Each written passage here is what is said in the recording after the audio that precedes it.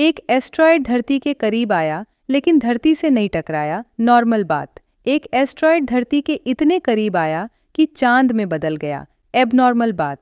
Report के मुताबिक धरती को मिनी मून मिलने वाला है, यानी एक परमानेंट चांद के अलावा एक टेम्परेरी छोटा चांद।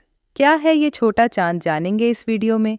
नमस्कार दोस्तों, क्या आपने कभी सोचा है कि अगर आप किसी दूसरे ग्रह पर होते, जैसे जुपिटर या सैटर्न, तो आपको आसमान में एक से अधिक चांद देखने को मिलते। पृथ्वी पर हमें केवल एक ही नेचुरल सैटेलाइट यानी मून दिखता है, लेकिन अब आपके पास अगले कुछ महीनों तक कुछ खास देखने का मौका है। अगले 2 महीनों तक आप पृथ्वी के आसमान में एक और चांद देख पाएंगे, जिसे मिनी मून कहा जा रहा है। इस वीडियो में हम इस अद्भुत खगोलीय घटना के बारे में विस्तार से चर्चा करेंगे, जानेंगे कि यह मिनी मून क्या होता है और ऐसा इवेंट कब कब होता है। तो चलिए शुरू करते हैं। मिनी मून कोई साधारण घटना नहीं है। यह एक अस्थायी चंद्रमा होता है जो पृथ्वी के गुरुत्वाकर्षण के कारण उसके आसपास कुछ समय के लिए चक्कर लगाता है। इसे वैज्ञानिक दृष्टिकोण से टेम्पररी कैप्चर फ्लाईबाय कहा जाता है। यह घटना तभी होती है जब एक छोटा एस्ट्रॉयड पृथ्वी के गुरुत्वीय क्षेत्र में फंस जाता है और कुछ समय तक पृथ्वी के चारों ओर चक्कर लगाता है, ठीक वैसे ही जैसे हमारा मून करता है। लेकिन अंतर यह है कि मिनी मून लंबे समय तक नहीं रहता और कुछ ही हफ्तों या महीनों में अपने मूल रास्ते पर लौट जाता है। इस बार जो मिनी मून दिखाई देगा उसे वैज्ञानिकों ने 2024 PT5 नाम दिया है। यह एक छोटा एस्ट्रॉयड है जिसकी लंबाई लगभग 10 मीटर है।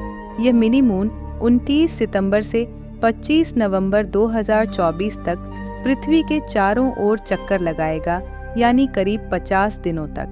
मिनी मून कैसे बनता है, आइए जानते हैं।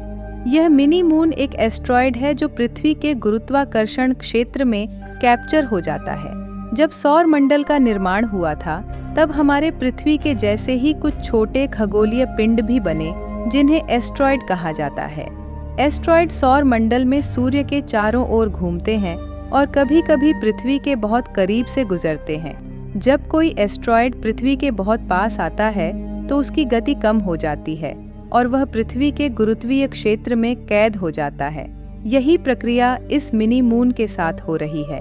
यह अस्थायी रूप से पृथ्वी के चारों ओर चक्कर लगाएगा और फिर से अंतरिक्ष में लौट जाएगा। एस्ट्रॉयड क्या है, जानते हैं। एस्ट्रॉयड एक चट्टानी खगोलीय पिंड होते हैं जो सौर मंडल के शुरुआती दिनों में बने थे। इन्हें 3 श्रेणियों में बांटा जाता है। 1. Main asteroid belt. यह जुपिटर और मार्स के बीच स्थित है और यहाँ सबसे ज्यादा एस्ट्रॉयड पाए जाते हैं। 2. Trojan asteroid. ये एस्ट्रॉयड किसी ग्रह के ऑर्बिट के साथ चलते हैं, जैसे जुपिटर के ऑर्बिट में। 3. नियर अर्थ एस्ट्रॉयड। ये एस्ट्रॉयड पृथ्वी के काफी करीब से गुजरते हैं और कभी-कभी पृथ्वी के वातावरण में प्रवेश कर जाते हैं। हमारा मिनी मून एक नियर अर्थ एस्ट्रॉयड है जो पृथ्वी के गुरुत्वीय क्षेत्र में फंस गया है। मिनी मून का महत्व क्या है? वैज्ञानिकों के लिए यह घटना बहुत ही महत्वपूर्ण है। यह एस्ट्रॉयड पृथ्वी के वातावरण में प्रवेश नहीं करेगा, लेकिन इसका अध्ययन हमें खगोलीय पिंडों के बारे में अधिक जानकारी प्रदान करेगा। नासा के वैज्ञानिक लगातार पृथ्वी के पास आने वाले एस्ट्रॉयड की निगरानी करते रहते हैं ताकि यह सुनिश्चित किया जा सके कि वे हमारे ग्रह के लिए खतरा नहीं है। 2024 PT5 का अध्ययन करके वैज्ञानिक यह जानने की कोशिश करेंगे कि ऐसे खगोलीय पिंड कब और कैसे पृथ्वी के गुरुत्वीय क्षेत्र में प्रवेश करते हैं और उनका पृथ्वी पर क्या प्रभाव हो सकता है। अब सवाल यह उठता है कि क्या मिनी मून पृथ्वी से टकराएगा? नहीं, यह मिनी मून पृथ्वी से नहीं टकराएगा। इसका आकार सिर्फ 10 मीटर है और यह पृथ्वी के चारों ओर एक अर्धगोलाकार हॉर्सशू शेप ऑर्बिट में घूमेगा, जिसके नग्न आंखों से दिखाई देने की उम्मीद है।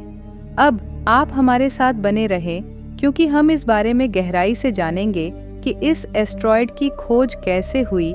यह घटना काफी दुर्लभ है, लेकिन इसमें कोई खतरा नहीं है। हालांकि अगर यह एस्ट्रॉयड पृथ्वी के वातावरण में प्रवेश करता तो इसका प्रभाव बड़ा हो सकता था।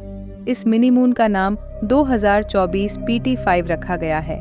जिसे पहली बार 7 अगस्त 2024 को Atlas asteroid terrestrial impact last alert system ने देखा था। एटलस एक नासा फंडेड प्रोग्राम है जो पृथ्वी के आसपास के एस्ट्रॉयड की निगरानी करता है। वैज्ञानिकों का मानना है कि यह एस्ट्रॉयड अर्जुना एस्ट्रॉयड ग्रुप से आया है। यह ग्रुप विशेष रूप से उन खगोलीय पिंडों का समूह है जो पृथ्वी के ऑर्बिट की तरह ही सूर्य के चारों ओर घूमते हैं। यह पहली बार नहीं है जब पृथ्वी को दूसरा चंद्रमा मिला हो। इससे पहले भी कुछ मिनी मून पृथ्वी के ऑर्बिट में देखे जा चुके हैं। उदाहरण के लिए 2006 में एक एस्ट्रॉयड पृथ्वी के गुरुत्वीय क्षेत्र में 1 साल तक रहा था। इसी तरह 2012 में एक और मिनी मून देखा गया था। इस प्रकार की घटनाएं रेयर होती हैं, लेकिन यह बताती हैं कि खगोलीय पिंड लगातार हमारे ग्रह के करीब से गुजरते रहते हैं। इस अद्भुत खगोलीय घटना का गवाह बनने का मौका हमें हर रोज नहीं मिलता। यह मिनी मून केवल अस्थायी है, लेकिन इसका अध्ययन हमें सौर मंडल और हमारे ग्रह के बारे में कई महत्वपूर्ण जानकारियां प्रदान कर सकता है।